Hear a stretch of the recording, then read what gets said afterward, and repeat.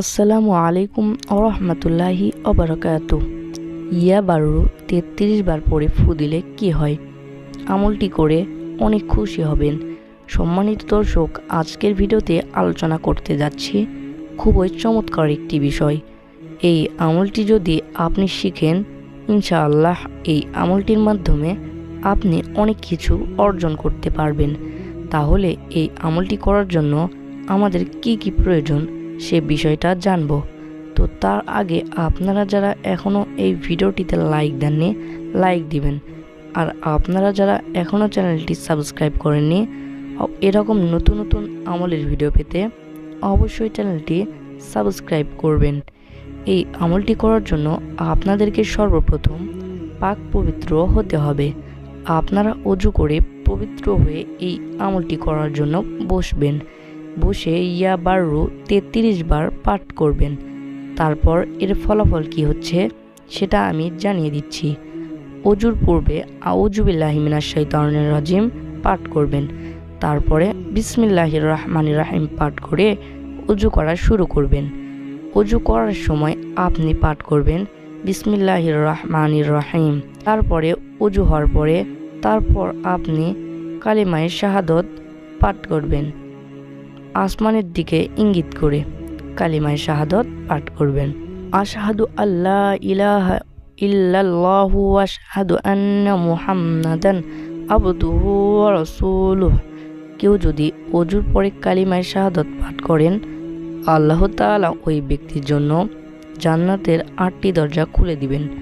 অজু করার পরে আপনি 3 বার ইস্তেগফার আদায় করবেন।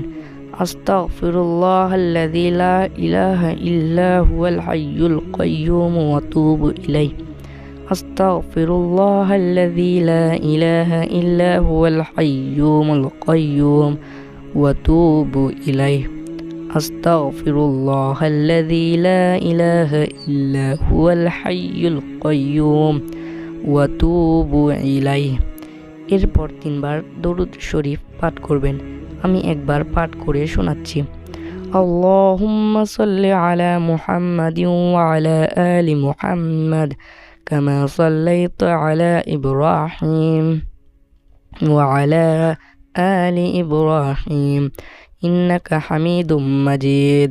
আল্লাহুম্মা বারিক আলা মুহাম্মাদিন ওয়া আলা আলি মুহাম্মাদ কামা বারাকতা আলা ইব্রাহিম وعلى آل إبراهيم إنك حميد مجيد। এরপর আপনি 33 বার পড়বেন ইয়া বারু ইয়া বারু ইয়া বারু ইয়া বারু ইয়া বারু। এভাবে 33 বার ইয়া বারু পাঠ করবেন। তারপর আপনি যার জন্য আমল করছেন তাকে ফু দিবেন। যদি সে না থাকে, তাহলে সে যদি পশ্চিম দিকে থাকে আপনি ওই দিকে ফু দিবেন। যদি উত্তর দিকে থাকে তাহলে আপনি ওই দিকে ফু দিবেন। যেই দিকে থাকুক না কেন আপনি সেই দিকে ফু দিবেন। তো এই আমলটি করলে কি হয় সেটা আমি এখন আপনাদেরকে জানাচ্ছি। প্রিয় দর্শক, আপনি এই আমলটির মাধ্যমে যাকে ইচ্ছা তাকে বশ করতে পারবেন। ইয়া বারু 33 বার পাঠ করে আমি যে নিয়মটি বলে দিয়েছি সেই নিয়মটি অনুসরণ করে আপনি যাকে ইচ্ছা তাকে বশ করতে পারবেন। সূরা ইখলাস এবং সহিহ নিয়মে এই আমলটি করতে হবে। কেউ যেন অবৈধ খারাপ উদ্দেশ্যে এই আমলটি না করে। যেমন স্বামী স্ত্রীকে বাধ্য করবে, স্ত্রী স্বামীকে বাধ্য করবে। অনেক সন্তানি অনেক উশৃঙ্খলভাবে চলাফেরা করে, পিতামাতার কথা একেবারেই মানে না। সেক্ষেত্রে এই আমলটি আপনি করবেন। যতদিন আপনি ফলাফল পাচ্ছেন না ততদিন আপনি এই আমলটি করবেন। আমলটি খুবই অল্প সময়ের করে নিতে পারবেন, কোনো সমস্যা নেই।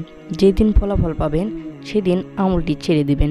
প্রিয় দর্শক, এই ছিল আমাদের আজকের ভিডিওটি ভালো লাগলে অবশ্যই চ্যানেলটি সাবস্ক্রাইব করবেন। আসসালামু আলাইকুম ওয়া রাহমাতুল্লাহি ওয়া বারাকাতুহু।